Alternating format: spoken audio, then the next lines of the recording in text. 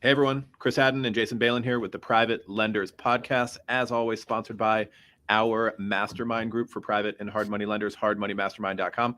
Today, we have a guest with us, a mastermind group member, a private lender from St. Louis, Missouri, Alejandro Cornejo. Alejandro, thanks for being with us. Hey, it's a pleasure.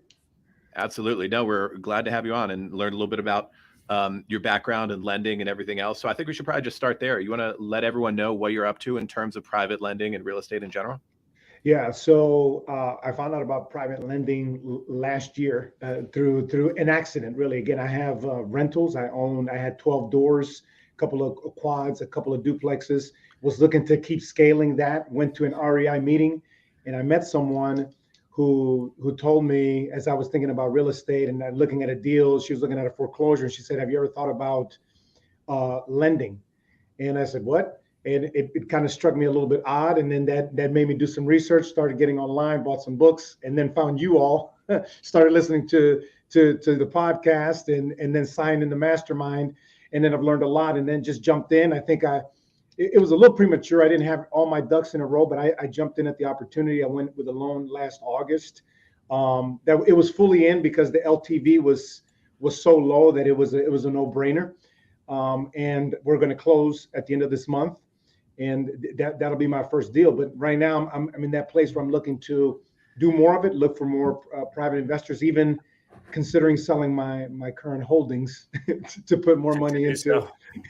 I'm tempted. I mean, I don't want to give up the tax benefits, but sure. it's tempting. So that was the first loan that you funded, closed last summer, and it's about to pay off?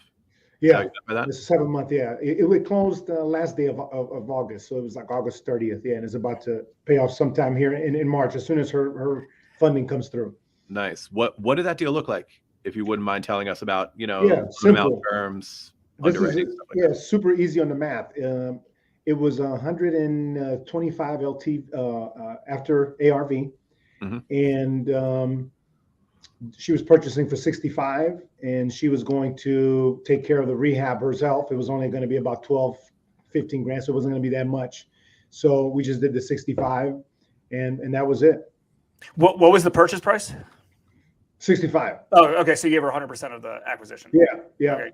With the ARV at 125, I thought it was safe. I was thinking it was 53% or whatever LTV. So it worked out okay. Yeah, I mean, one thing as you kind of grow and scale to be, weary, just to be aware of is, making sure the as is, because you did an ARV loan, but you didn't do a construction holdback, right? So in essence, right. You're giving her 100%. I don't know what the as is value. Maybe the as is value was more than 65, but it's one thing. And also, where the market is today compared to where it was last August is great because it appreciated in value. But in general, you want to make sure if you're doing a purchase money only loan to, make sure the as is value is good, right? Because if she's buying it at as is value, you're giving her 100% of it. And people don't perform, not because they don't want to perform. It's typically outside sources that prevent them from, meaning like what happens if, God forbid, the lady gets hit by a bus the next day and you have a loan for $65,000 on a property worth $65,000. If you follow, the ARV formula and you have a construction holdback, at least you have the funds to do the renovations as well. But again, I'm not here to criticize any deal that you did. I just moving forward, it's something to, and maybe you already did this, put in your underwriting to make sure you're basing this off of your after repair value, but you're also basing this off of your as is value to make sure you have enough equity if she disappears because there's no construction holdback. Yeah, that's a great point. And that's something I didn't know, again, prior to doing it, but that's a great point. I would agree 100%. But, I mean, the good part about anyone who's got involved in private lending, over the last few years, the market helps, right? A private lender could write a bad deal, not because they want to, but by accident, like they just, unsure. And, typically if you lend to a good borrower who can perform, the deals typically work themselves out. Not suggesting do that. The collateral is still the most important thing. So what are some things that you could obviously use some help for, or some questions? What do you got for us? For us, happy to help. Yeah, I think for me, I've listened to how you talked about deal flow. That's going to be the main thing. You talked about the weekly email, that being very important, networking at REIs, things of that nature. I guess my question is, I'm doing that, and I'm in my local market here in St. Louis. At what point or when do you consider some ads, and does that make sense? I've talked to some other people who are doing it, just to speed it up and see what those numbers look like. I know you all do it, so what would your take be on that? Yeah, let's we'll have to dive into this a bit. How many leads you're getting a week now, would you say? 5. Okay. 5 a week. And they're all, even if they're not qualified, are they real estate investors? Not all of them. Sometimes, I get, because I put it on a Facebook group. Yeah. So sometimes it's people saying, "Oh, I need to fund my this other kind of business." And I'm thinking, no, this is for real estate. And what are you doing currently offline that doesn't cost any money related to meetup groups, RIA groups, talking to mortgage brokers, real estate agents, other real estate investors, things like that? That's primarily it. And we have an investors Facebook group here in St. Louis that's pretty big. Mm-hmm. Okay. You want to go first, Chris, or you want me to? You go first. You go first. I got a couple thoughts. So first off, let's talk about budget. Where do you kind of, what's comfortable? What's your short-term goal? 1 deal a month, 2 deals a month to start with? If I get 1, I'm good. Well, exactly. One a month. Yep. Like, is it worth $2,000? A $2,000 budget to do that? And well, actually, let me back up even more. What do you think your average loan size is going to be? I know you did a $65,000 loan. But I want to be between 100, 125. Yeah. And what about? And what do you think you can charge? Can you do 13 and 3? There? 13 and 3 or 12. It's probably going to be 12 and 3. 12 and 3. Okay. The other lenders here are 12 and 3. Okay. So for the most part, if you have an average life expectancy of 6 months or so on your deal plus some junk fees, some miscellaneous fees with the points, you'll bring in about $5,000. Using other people's capital, not if you did your own money. So you have about a $5,000 per deal basis. We can talk about kind of a few $1,000s a month budget. I actually think that there's probably more things you could potentially do offline that doesn't cost money. It just depends on, if you want to put money towards this, or you want to put time towards this. That's always the big thing, because there's offline stuff that's free, but it's going to take time.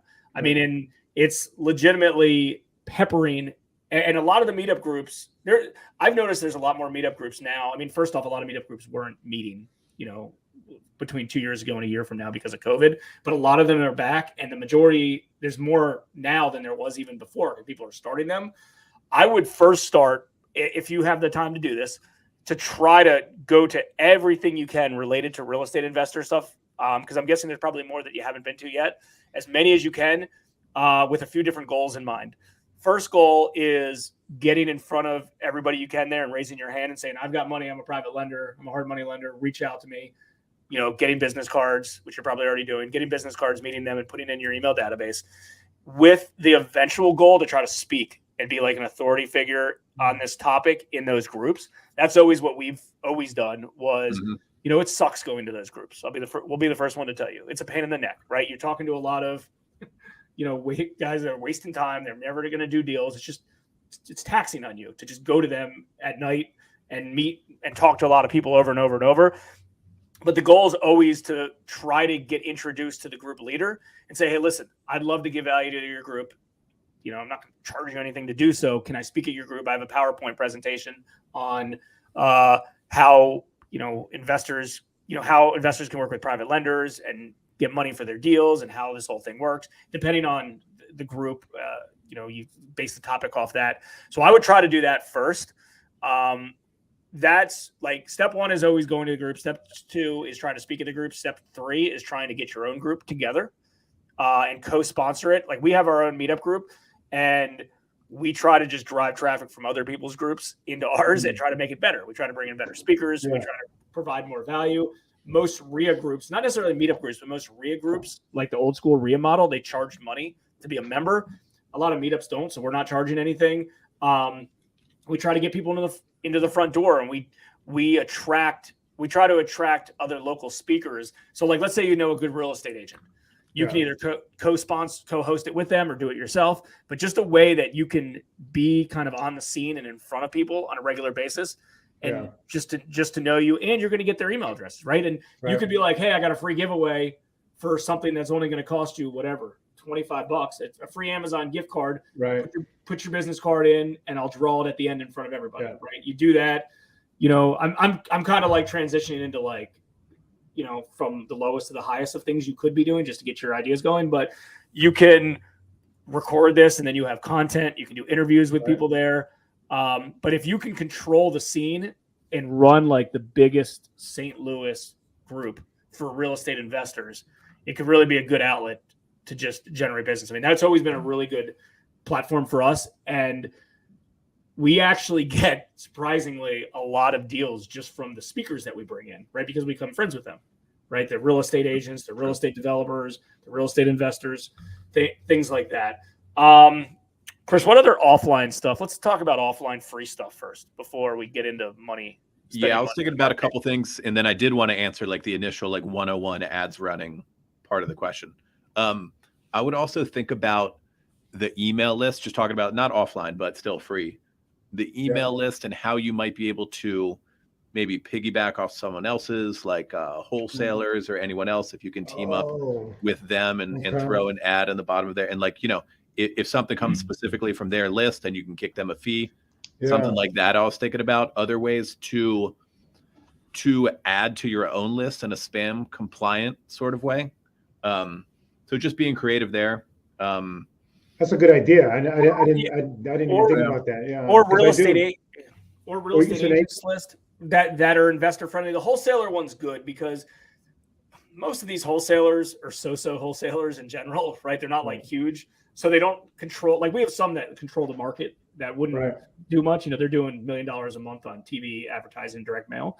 But a lot of these little ones, they might have a list of 1,000 people or 2,000 people, and it's like, hey, listen, I'll promote you, you promote me type of thing. Let's partner on some of these things. And in return, I'll pre-approve any of your buyers ahead of time.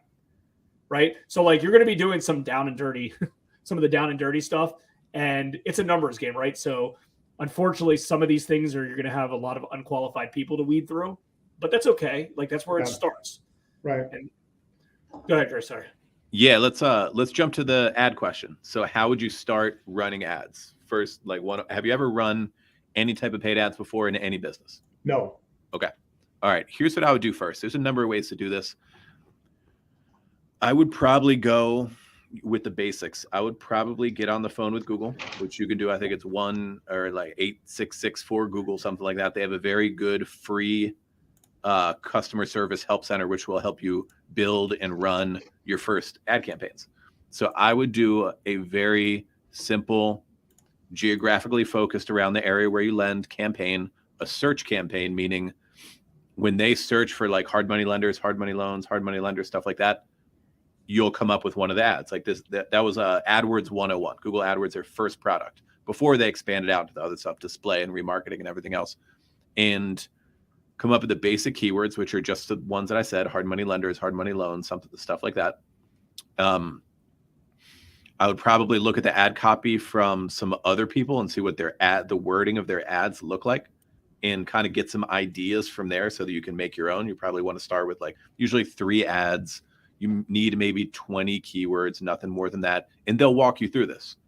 And I would do a budget that's comfortable, like maybe $1,000 a month, just as a test. So like this is an ad test, which works out to what, like 30 something a day.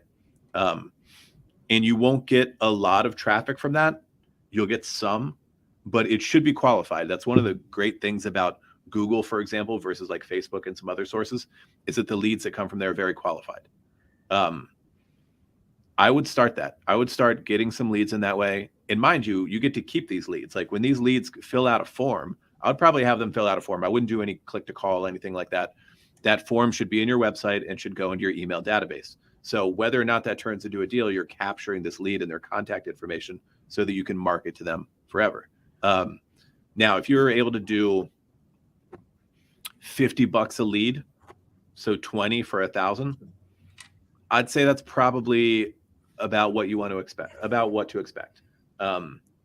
Now that's somewhat based on our own campaign. Our own campaign's much like older and more seasoned, but if you can hit that, and you can tell that, like you can tell that to your AdWords rep too, like I'm trying to get $50 a lead, and there's different ways that they can adjust the targeting to try to hit that. But yeah, I mean, if you can get, I bet you get a deal out of 20 leads, out of AdWords people, 20 leads. I bet you get a deal out of that. You make $5,000 and you spend $1,000 and you pocket the other 19 for the future. Yeah, the email address leads. Yeah. Two other things to kind of add to this. It's not necessarily paid ads, but so we also buy leads from connected investors and from My House Deals. They're doing the advertising and then we're buying them from them. The problem is they're not exclusive leads, so they sell them to multiple lenders. And just so you know, frame of reference, we're typically, I think we pay $25 a lead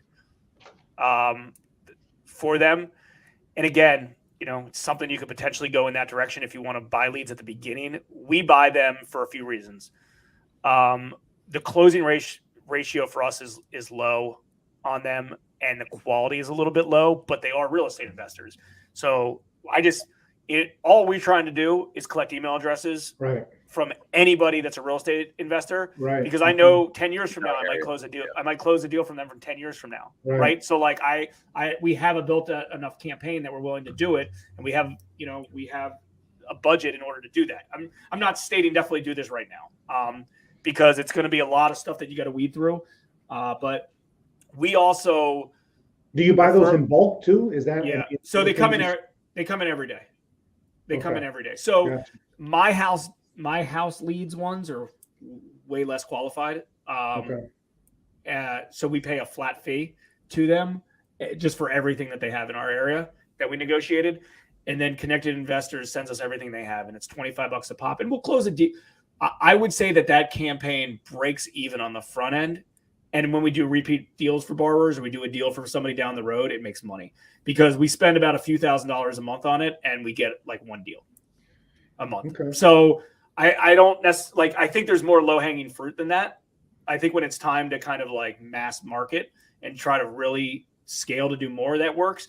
The other thing is we try to, in the internet marketing world, a term called like take over the block. So like we want somebody to go online, search for hard money lenders, right? And then our website comes up, our Facebook page comes up, our ad comes up. They fill out our loan application, it comes to us, and they go to Connected Investors, they fill out that, and then they get an email from me.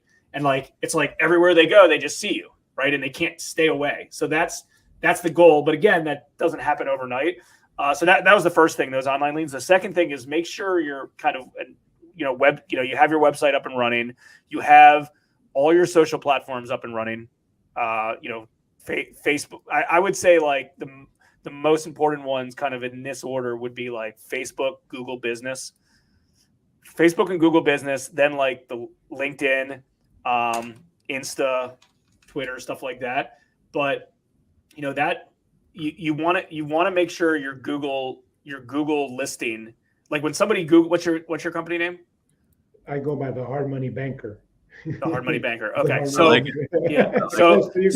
that's fine. So when you use that name, when somebody Googles that name, not nationwide, but when they Google that name in St. Louis, Missouri, you want to make sure that your Google business listing is on there. Do you know what a Google business listing looks like? No. Yeah. Anytime you Google it, real big on the right. Right on the that's right. Some of the best reviews and all that. Yeah. That's some of the best search real estate online that there is. Look how big that thing is, how clickable, how much credibility comes with that. That's huge. Yeah. Yeah, exactly. So, and obviously you want to be hosting all your videos on YouTube as well. That I don't know if you're doing any videos yet, but if you're not, do those because those rank. Those rank just like anything else. So step one is when somebody searches your name, your company name, you want to, and I'm just looking on my other screen of some of the stuff to spit off that we have, but we have our paid advertisement. We have our native website, Hard Money Bankers. We have our Facebook page. We have our listing. We have 3 Hard Money Bankers videos that we recently did from YouTube. We have our LinkedIn page, some other articles that we were kind of in Twitter. So it's everywhere, right? Yeah. That's like step one. And then in the future, and this takes time, in the future, when anyone searches like any search term related to hard money, you try to rank to get that as well. Wow. But for the immediate future, what you want is, you meet somebody somewhere, they meet you, and you're like, oh yeah, I'm gonna search him up. I'm gonna Google them. Yeah. Because some people, it's interesting. A lot of people, they don't, like, let's say they're searching for hard money bankers. They don't go to and type in hard money bankers in the URL.com. They're searching hard money bankers. So I need to make sure that when they're at least searching our name, we're coming up. And you'll be able to do that. Even with a brand new domain, you can do that. As long as it's, you have a domain and you have the Facebook and stuff like that. And, the reviews are really important, the Facebook reviews and the Google reviews. So again, baby steps. I'm not don't get too overwhelmed by having to have all of this, but just continue to build on it. How long, just a quick question before, and then I'll ask you, I guess, my final question, but Okay. you said do 1,000 a month. How long would you do that? How long would you sustain it, and what would be expected? The ad campaign? Yeah. Yeah, I'd probably run that ad campaign 3 months. Okay. And if you So haven't, that comes up. but yeah, you're also going to be tweaking during that time. If you're getting clicks on keywords that aren't relevant enough, Okay. right? Like mortgage lender, for example, that's not going to be relevant enough. You're going to want hard money or real estate investment loans, stuff like that. So you're going to be tweaking it over time. You're going to be optimizing for the better ads, the better performing ads versus the lower ones. And this is pretty easy work. They'll walk you through it. It's not hard. And I'd probably say 3 months. I mean, in 3 months, you should back out a $3,000 spend by a lot. Okay. Say you get 2 deals and it's 10 grand. It's okay. I paid $3 grand to get 10. Absolutely. Yeah. Absolutely. Plus you got a customer, Yeah. and then you keep it going. Yeah. And yeah, I mean, I would say that our AdWords probably backs out every month. We've been doing it for a long time. We run a good sized budget. I think that we're positive ROI every month. Okay. Yeah, and then when we do repeat borrowers, infinity after Right. that. And, Yeah. and our whole business model is doing repeat people, doing the right Right. loans for the right people. I'm not saying we won't do, a deal that potentially won't turn into a repeat, but the goal is that 50% of the deals that you do will turn into repeats. So 1 out of 2 deals. Absolutely. You'll do Okay. a second deal with. Well, let me ask you this one last question more than on, say you do this and you start getting some leads. Okay. How do you go from getting the lead if you don't have the money secured? How do you typically manage? I think when you first started, you said you were in this situation. I'm getting some leads. Maybe I don't have the money secured. What is the best way to deal with that potential borrower?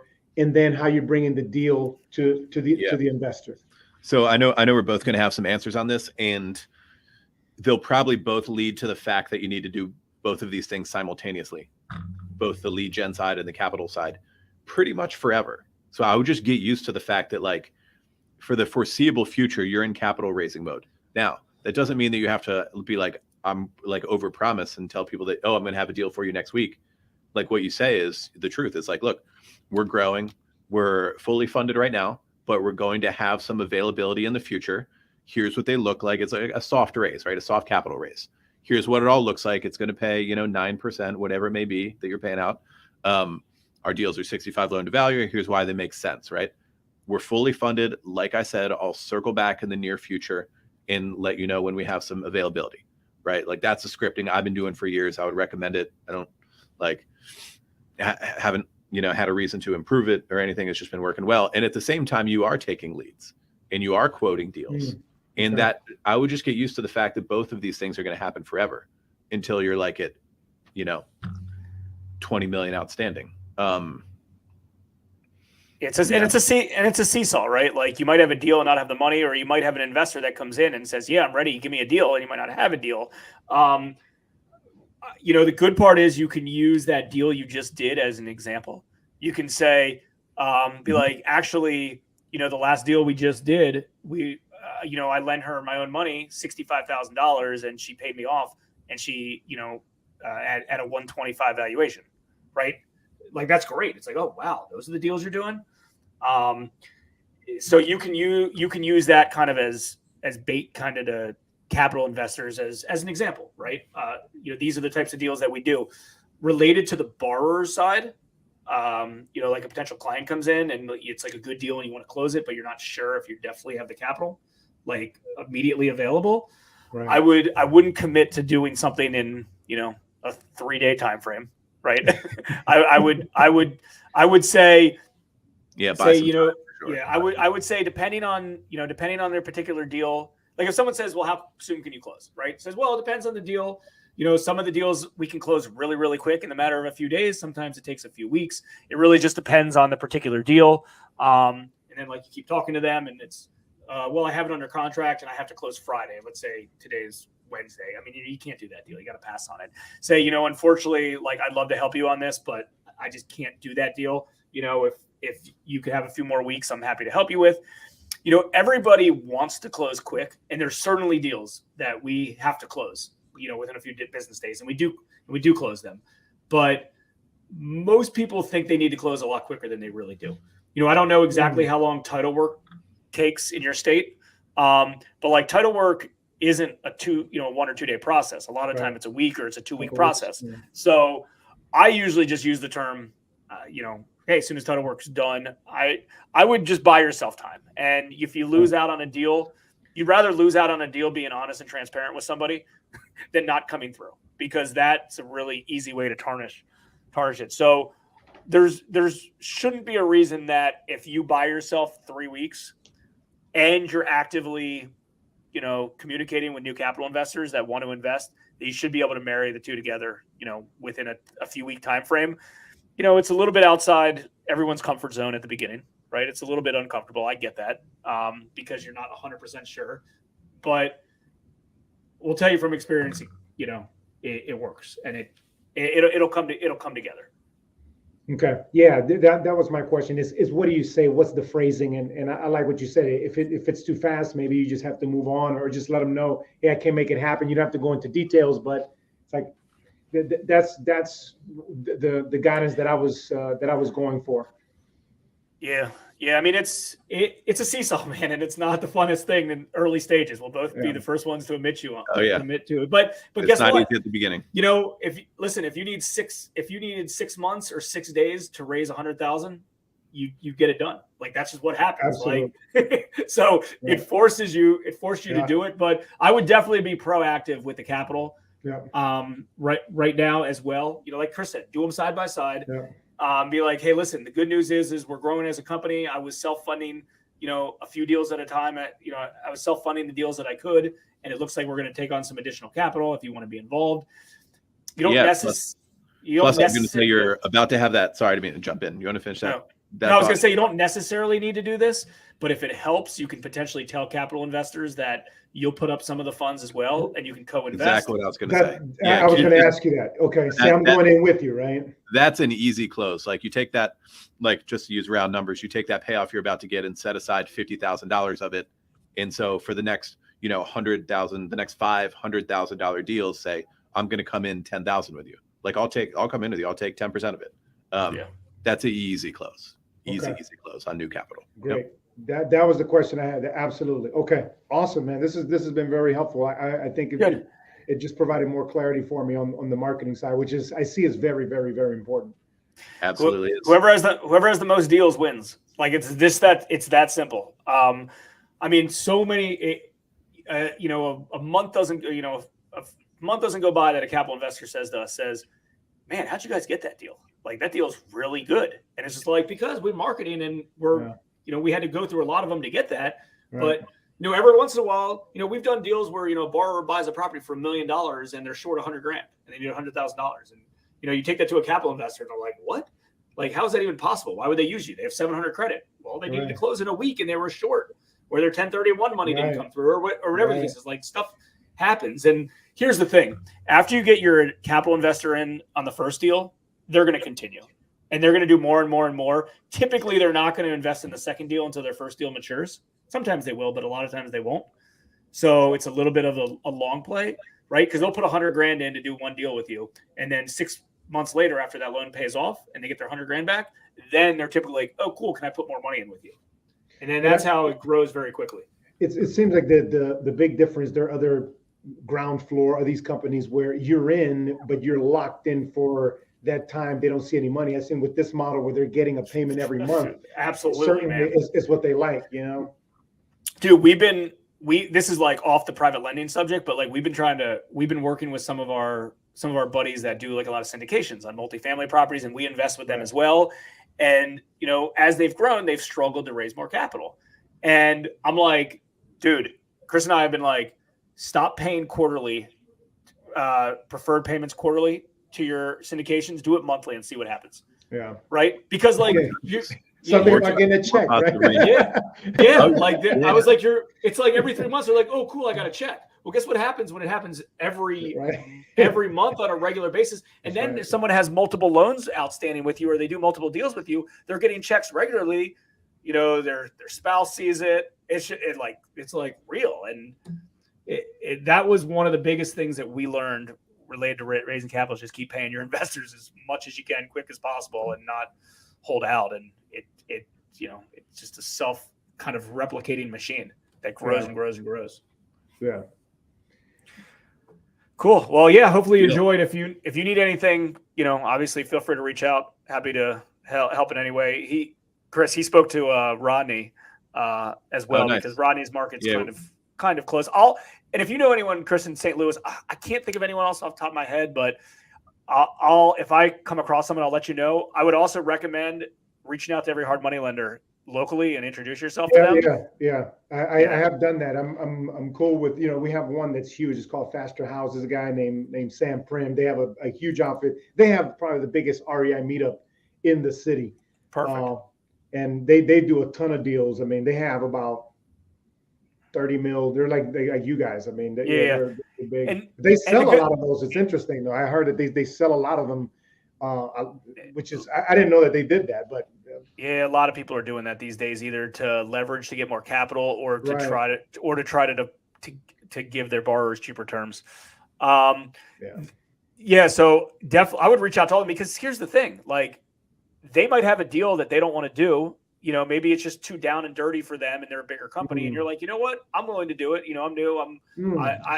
I'm comfortable with it. Or you might get a $400,000 deal in. That's a good deal. And you're like, you know what? I just don't have the bandwidth to do this right now. And you can refer it to them.